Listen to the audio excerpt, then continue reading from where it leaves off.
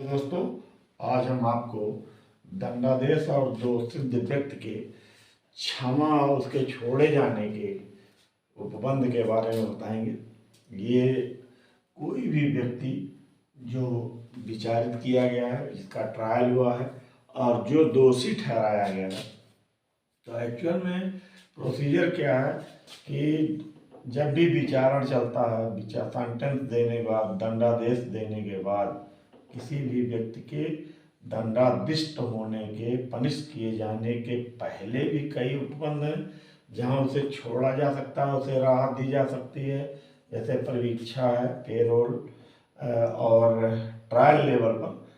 Payroll है, परीक्षा है और उन्मोचन है। इसी तरह से किसी भी व्यक्ति को जो दंडादिष्ट हुआ है, जो अनिष्ट हुआ है, जिसका पनिशमेंट हुआ है और सेंटेंस बोली गई है, कारावास की सजा हुई है, और दंडादिष्ट जिसको कहते हैं, या दोषित हुआ है, उसके उपरांत उसको दंडादेश किया गया। तो दो स्टेज हैं। एक तो दोषित हुआ, जैसे ही उसका कन्विक्शन होता है,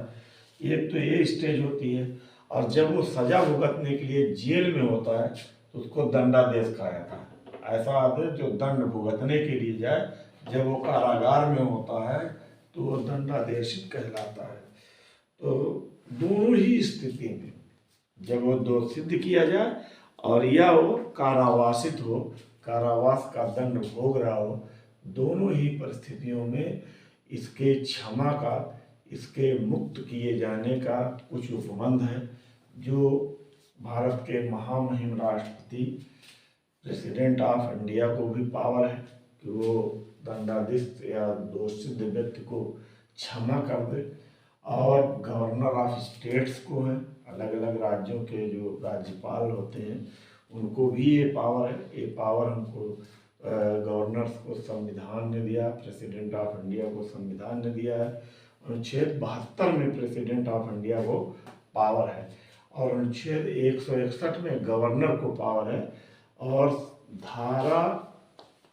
432 दंड प्रक्रिया संहिता या जाब्ता फौजदारी में समुचित सरकार को, एप्रोप्रिएट गवर्नमेंट को भी ये पावर है कि वो दंडादिष्ट जो जेल में है उसकी सजा में राहत दे, छोड़ दे या निलंबन कर दे उसका।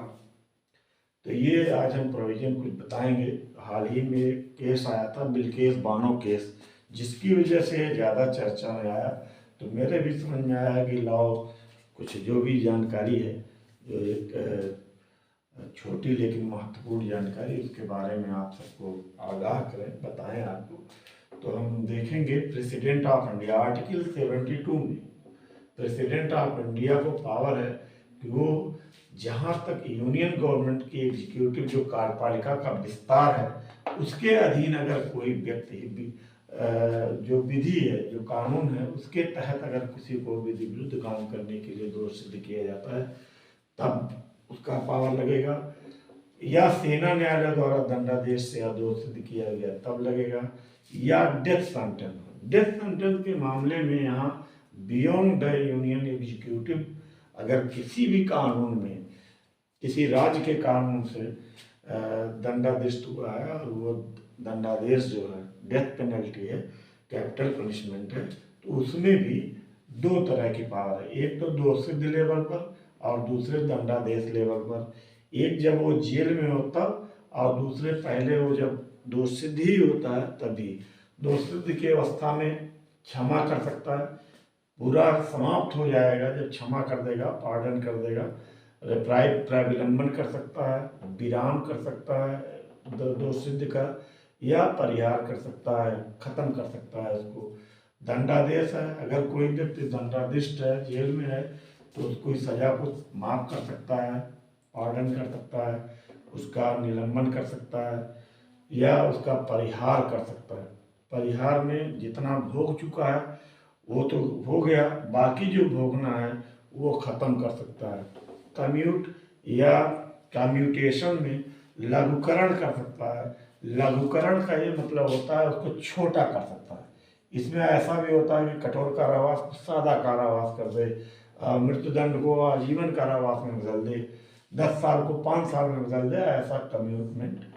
कम्यूटेशन वो कर सकता है। ये है हमारे यूनियन प्रेसिडेंट ऑफ इंडिया का कि यूनियन एग्जीक्यूटिव या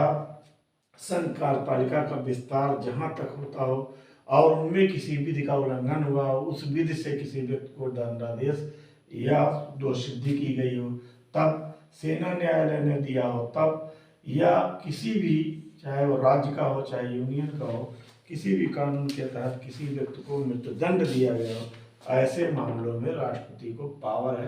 कि वो क्षमा कर दे, रेमिट करे, कम्यूट करे, सस्पेंड करे, रिप्राइव करे, रेस्पाइट करे, तमाम तरह के हैं। सब कुल मिला जुला के इनका स्टे से है, बीच में जो सजाएं होती हैं रुकती है। तो महत्वपूर्ण जो है कम्यूट है, जिसका लघुकरण, रेमिशन है, परिहार, खत्म हो जाना, क्षमा, पार्डन होना। इसी तरह से गवर्नर को अनुच्छेद 161 में दिया गया है कि स्टेट एग्जीक्यूटिव का विस्तार जहाँ तक है, वहाँ अगर कोई सजा पाया है तो ऐसे सजा में वो क्षमा कर सकता है, प्राविलंबन, विराम, परिहार, और यह दंडादेशित है, जेल में है तो जिसको सजा को माफ कर सकता है राज्यपाल, उसका निलंबन कर सकता है, परिहार कर सकता है और लघुकरण कर सकता है। अर्थ वही है जो प्रेसिडेंट ऑफ इंडिया वाले मामले में है। यहाँ पर मृत्युदंड के मामले में मामला जो है साइलेंट है, तो लेकिन ऐसा लगता है कि स्टेट एग्जीक्यूटिव के तहत अगर किसी को मृत्युदंड भी लगे,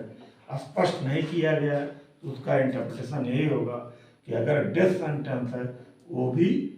राज्यपाल को माफ करने की पावर हो सकती है, लेकिन वो डेथ सेंटेंस स्टेट एग्जीक्यूटिव के एक्सटेंशन तक, यानी राज्य की कार्यपालिका शक्ति का विस्तार जहाँ तक है,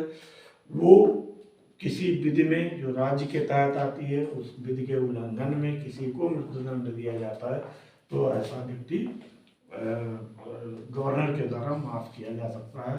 उसकी सजा को विराम लगाया जा सकता है, उसकी सजा को खत्म किया जा सकता है।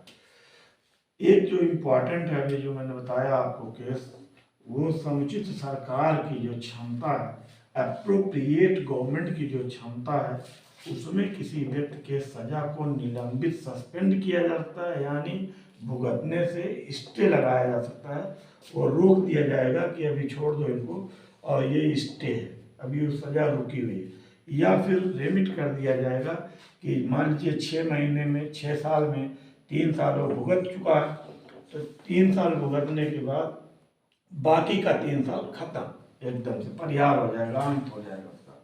इसको कहते हैं रेमिशन। ये 432 में इस संबंध में उपबंध बताए गए हैं। इसमें एप्रोप्रिएट गवर्नमेंट और कुछ शर्तें हैं, जैसे व्यक्ति जेल में हो और जेल में उस व्यक्ति द्वारा या उसके जो भी हमदर्द हैं, अटेंडेंट हैं, उनके हितबद्ध व्यक्ति हैं, उनके एप्लीकेशन पर, और एप्लीकेशन में ये बात होगी कि हमारे जो सजा याफ्ता है, हमारा रिलेटिव है और वो इतने दिन से सजा काट रहा है, जेल में निरुद्ध है, यानी जेल में कारावासित है, वो जेलर को देगा और जेलर वो अर्जी समुचित सरकार को देगी। सरकार जो है जिस कोर्ट ने सजा दिया है उस कोर्ट से राय मांगेगी सरकार, और राय कायम करने के बाद अगर वो पॉजिटिव राय होती है, उस कोर्ट का भी ये मानना है कि वो व्यक्ति छोड़े जाने लायक है, यानी उसका दंड जो है परिहार किए जाने लायक है, खत्म किए जाने लायक है, तो अपनी राय दे सकता है। राय मानने के लिए सरकार बाध्य नहीं है, लेकिन इसकी राय का महत्व बहुत है। अगर ये राय विपरीत जाती है तो आमतौर पर ट्रेडिशन यही है, परंपरा यही है, लीगल परंपरा यही रही है कि उसको सरकार अवॉइड करती है और ऐसे व्यक्ति का रिमिशन या सस्पेंशन नहीं होता। तो उस कोर्ट ने जिसने दोष सिद्ध किया है उसके राय के ऊपर सरकार निर्णय ले सकती है और उसकी सजा में उसका निलंबन हो सकता है या उसका परिहार हो सकता है। अब यहाँ एप्रोप्रिएट गवर्नमेंट कहते किसे हैं, इस इसका भी उपबंध